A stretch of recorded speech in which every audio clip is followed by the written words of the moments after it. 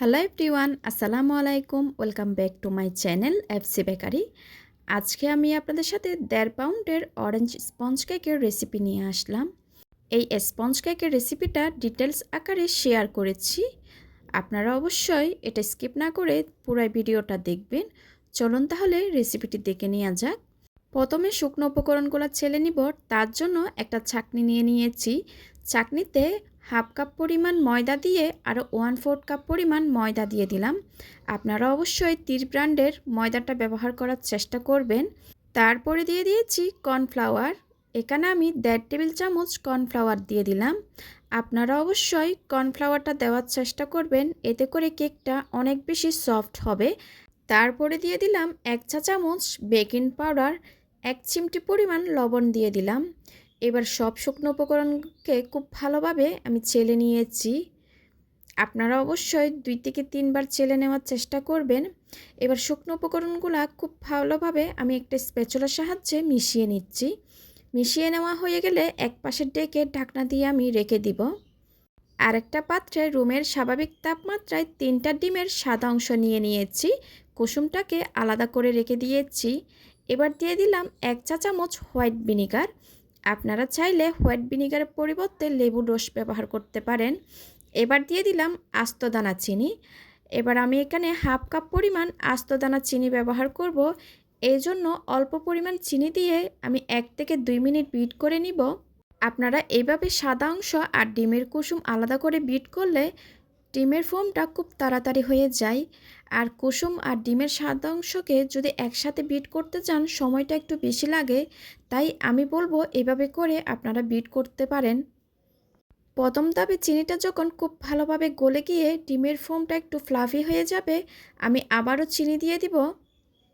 এভাবে করে আমি 2 থেকে 3 বার করে চিনিটা মিক্স করব, এতে করে চিনির দানাটা খুব ভালোভাবে গলে যাবে। এরকম আরও সুন্দর সুন্দর রেসিপি পেতে যারা এখনও আমার চ্যানেলটাকে সাবস্ক্রাইব করেন নাই, প্লিজ তারা সাবস্ক্রাইব করে দিবেন। আমি আবারও 2 থেকে 3 মিনিট বিট করে নিয়েছি। এবার বাকি চিনিটা আমি দিয়ে দিব। সম্পূর্ণ চিনিটুকু দিয়ে মিনিমাম 5 থেকে 7 মিনিট বিট করে নিতে হবে, কিংবা যতক্ষণ না পর্যন্ত ফোমে একটা স্ট্রাকচার হয়ে আসে। ডিমের ফোমটা কিন্তু খুব ভালোভাবে করে নিতে হবে। ডিমের ফোমটা ভালো না হয় কেকটা কিন্তু স্পঞ্জি হবে না। আমার ডিমের ফোমটা খুব ভালোভাবে হয়ে গেছে। এবার বিটারটা আমি তুলে নিচ্ছি। এই পর্যায়ে আমি আগে থেকে তুলে রাখা ডিমের কুসুম 3টা দিয়ে দিলাম। 1 টেবিল চামচ অরেঞ্জ ইমালশন দিয়ে দিব। আপনারা এখানে যে ফ্লেভারে কেক বানাবেন ওই ফ্লেভারটা দিতে পারেন।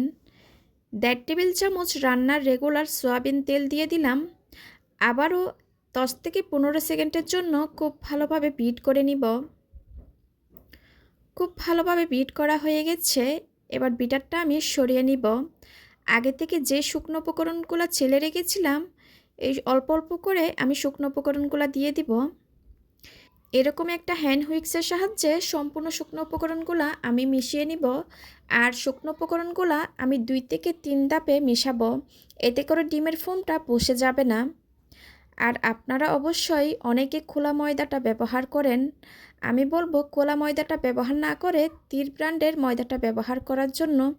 তীর ব্র্যান্ডের ময়দা দিয়ে কেক বানালে কেকটা একদম পারফেক্ট হয়। আপনাদের সাথে কথা বলতে বলতে আমার শুকনো উপকরণগুলো মিশিয়ে নেওয়া হয়ে গেছে। আমি একটু স্প্যাচুলা দিয়ে মিশিয়ে আপনাদেরকে দেখিয়ে দিচ্ছি ব্যাটারের ঘনত্ব কীরকম হবে। দেখতেই পাচ্ছেন আমার ডিমের ফোমটা কিন্তু একদম বসে যায় নাই। আমি যেগুলো আপনাদেরকে বলছি আপনারা অবশ্যই হুবহু ফলো করবেন, এতে করে ডিমের ফোমটা বসে যাবে না। এবার সম্পূর্ণ ব্যাটারটা আমি একটা 8 ইঞ্চ মোল্ডে ঢেলে নিয়েছি। এখন আমি ওভেনে দিয়ে দিব 160 ডিগ্রিতে 25 থেকে 30 মিনিটের জন্য বেক করে নিব কেকটা। 25 মিনিট পর আমি কেকটা ওভেন থেকে বের করে নিয়েছি। এক এক ওভেনের তাপমাত্রা এক এক রকম, আপনারা ওইটা বুঝে দিবেন।